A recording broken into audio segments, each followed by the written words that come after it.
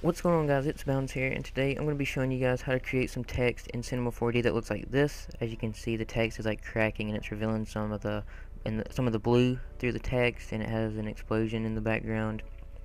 This looks really cool. You can keep it like this, or you can put it on a background. As you can see, this is the same exact text, even though it's blue. If you guys didn't know, you can change the color in Photoshop. But if you guys want to see how you can put it on a background and make it look like this, just let me know, and I'll be sure to release a tutorial on that. But for this tutorial, I'm just going to show you how to create the text itself in Cinema 4D. So let's go ahead and get into that.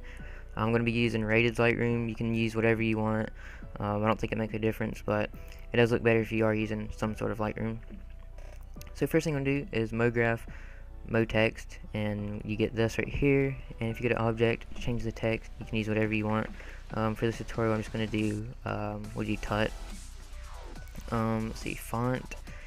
Let's see, I usually go with like a clean looking font. I don't think like block fonts would look good for this. I mean, it might, you can try, but let's see, I'm gonna go with Manteca right here.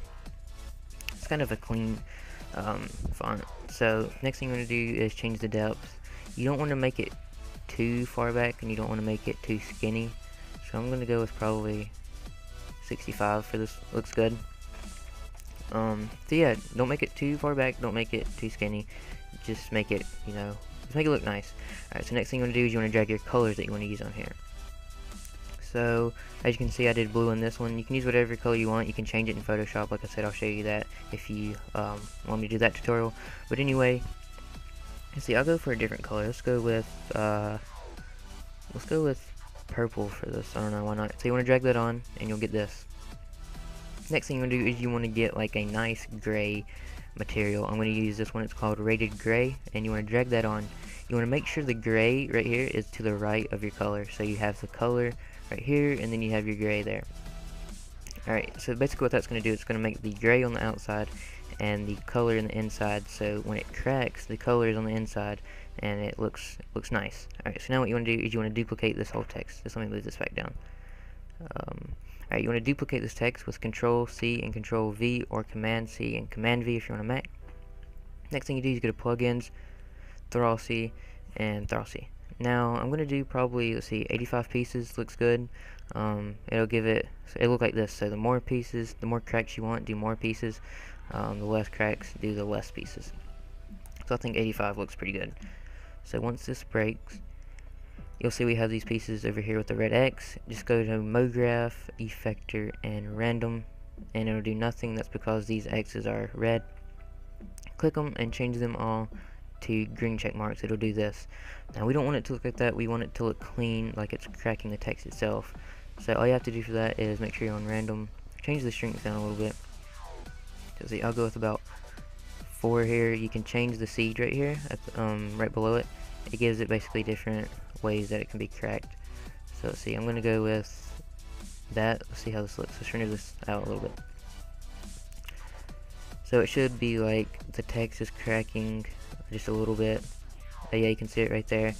It's really nice effects. You can keep this if you like it. You can just like keep this by itself and do whatever you want with it.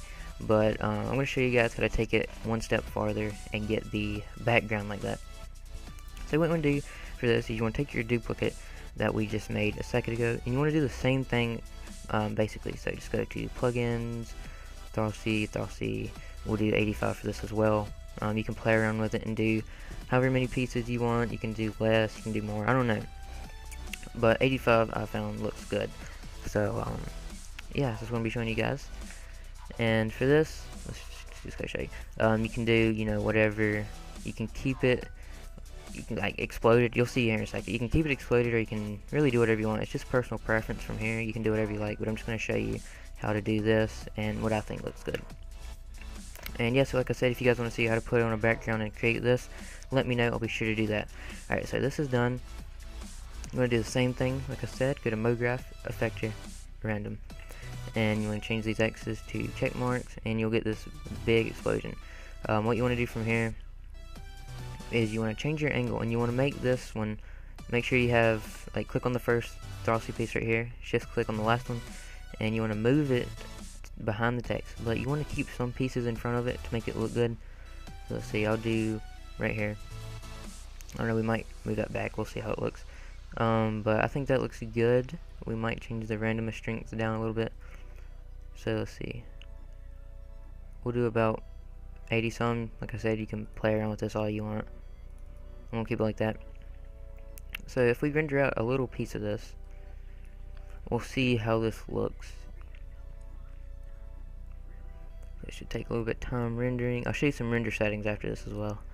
Just to make it look better. Alright, so as you can kind of see it, it's looking like this. It's basically exploding in the background. It looks really nice. So I'm going to show you some render settings now. You can play with this however you want. I'm going to leave it like this for this tutorial. But the first thing I'm going to do, I make it 1920 by 1080. I find it works really well. Save, you want to make sure you do PNG here. Change it wherever you want. This is important. You want to make sure alpha channel is selected, otherwise it'll have a background while it's rendered, so make sure that's checked. Multipass you don't need. Ambient inclusion and global illumination is what you will need to make this look better. If you don't have these here, just go to effect and they'll be here.